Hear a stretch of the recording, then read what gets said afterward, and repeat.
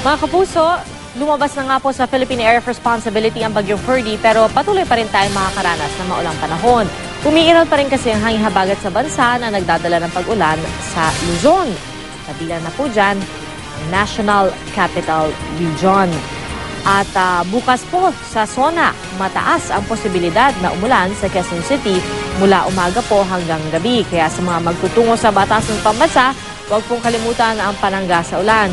Samantala sa Visayas, inaasahan din ang ulan na dala po ng habagat.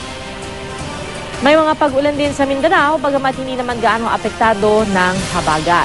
At matataas na alon na aabot sa hanggang 4 na metro ang inaasahan sa northern at western seaboard ng Luzon. Epekto pa rin ng habagat at ng kalalabas lang na bagyo. Delikado po yan para sa mga maliliit na bangka.